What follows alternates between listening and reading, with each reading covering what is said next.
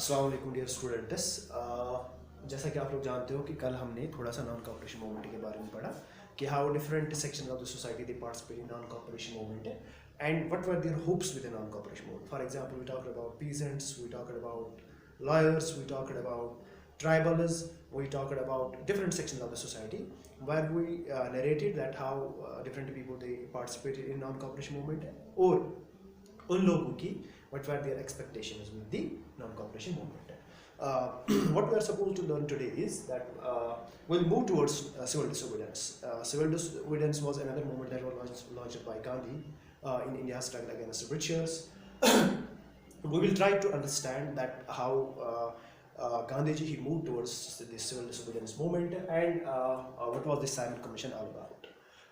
In February 1922, Gandhiji he decided to withdraw non-cooperation movement because Gandhiji had a firm belief that the satyagrahis who are participating in non-cooperation movement they need to be tried. Why Gandhiji said so? Because an incident was witnessed in Chorachori, Gorakhpur in 1922, wherein protesters they turned violent and a policeman was killed. As a result, those demonstrations they turned violent. So Gandhiji, because of that incident, decided to withdraw non-cooperation movement. So he decided that before launching another mass movement, satyagrahis need to be trained, and that's why he called off this non-cooperation movement, and it was called off in February 1922. Simultaneously, British government appointed a statutory commission to look into the constitutional functioning of India, to look into the constitutional system in India. And this commission, it was appointed by British government, and it was a statutory commission. It was appointed under this Sir John Simon.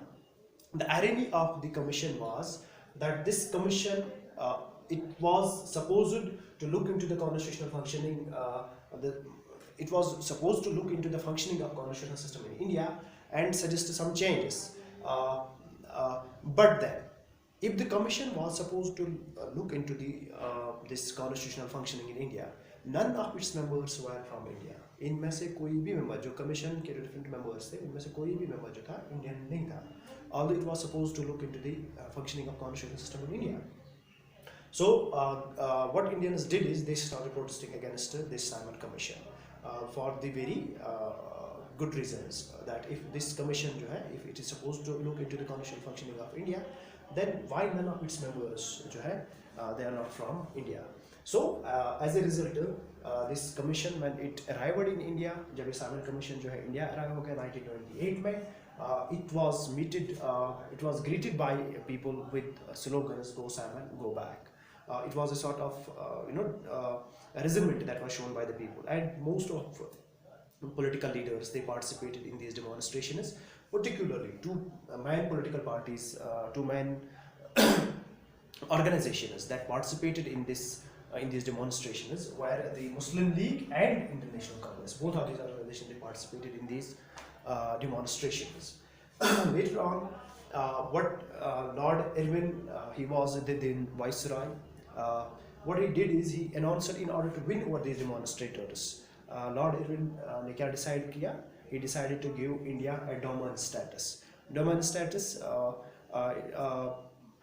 British Empire was having other domains like Canada and other domains. So India, it has been a long demand of Indians that India should be brought at par with Canada and other domains. So at that time, this India it was also granted a dominant status at par with Canada.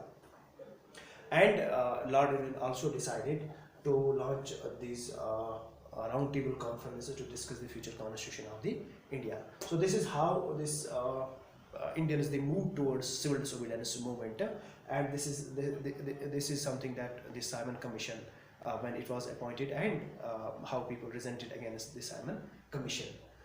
So the important thing here is that the Simon Commission, it was a statutory commission, and it was people of India they demonstrated against the Simon Commission.